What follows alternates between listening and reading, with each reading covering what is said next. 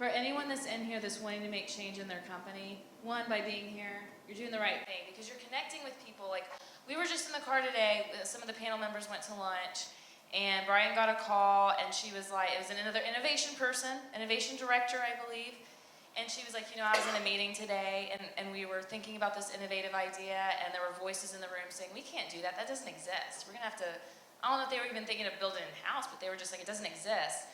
And this woman was like, I know somebody, Brian. So by being here and connecting with people, you might be having these ideas like, hey, one, by being more innovative, it's gonna get me ahead. Yep. Right? We've talked about this, Chin.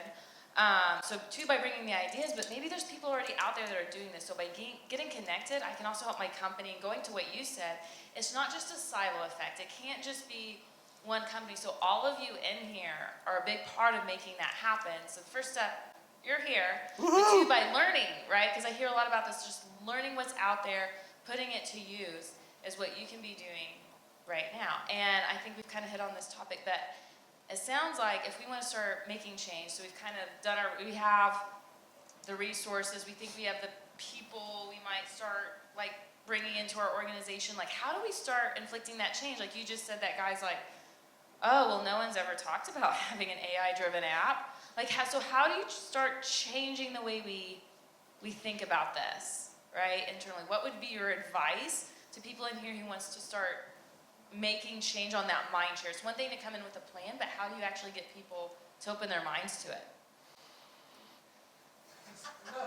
Yeah, go. Well, while we're thinking real quick, oh, go ahead. No, you can. We have an idea. You got to create a platform that will enable people to come forward. You mentioned 5 problems right now. Yes. I got a solution to 3. How do you enable a platform that's going to enable people to bring ideas forward? Right. There is enough capital in Dallas, trust me. Yes. I've got a $10 million fund right now. Right? And he's buying drinks. To the idea, to the opportunity. Yeah. That is a fundamental disconnect. Scotch and Box. That's the next event. Next event. You got to beef up here and take the intensity up. Scotch. I will just say on behalf of the two of us who we work together all day, every day, but for any who have specific solutions about things that we've talked about, like please feel free to come and talk to us afterwards. One of the things you'll learn about cities is it matters who can help open the door for you. For us, it matters that you keep showing up and that you get really engaged and involved in understanding what the challenges really are more than just my interpretation of them.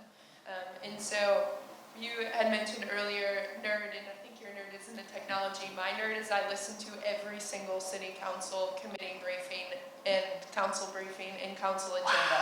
So I can tell you every single thing. That's applause right there. That's awesome. She does. Wow. But it's really helpful because then we can see who is in the space, who's not in the space. Where do we need help in the space? How can we help push down the levers to be able to actually get you into this? Because we have, Sam can attest to this too. We joked we were going to throw him up here, and really we should have.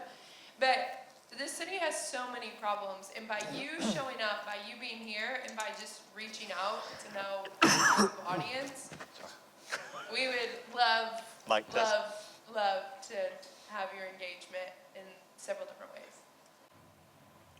I do think the world is a little bit different today than it was like 20 years ago. I started my career 20 years ago, and you couldn't walk into a CIO's office. And there was really this corporate class structure, right? Mm-hmm. Corporations only want to work with corporations of the same status. I really don't see that anymore. I don't know if that's just a Canadian thing, but I think that's really everywhere. They are way more willing to talk to you if you have a solution. They may dismiss you if they don't think it's feasible, but they'll talk to you. I don't think that was true 20 years ago. No, you don't talk to them first. Those are the guys you talk to last, right? Like that's the final master service agreement. But right, so I do think the bar is lower. I think it requires a little boldness, and I think I've seen a lot more boldness in the area for people solving problems.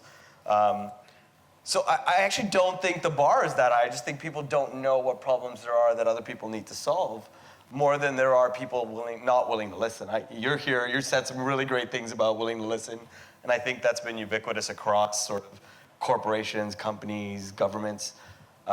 It's just, you're right. We could talk platforms about putting people that solve problems with putting people that have them, and I'm sure that's one option. But the other option is just come talk to them.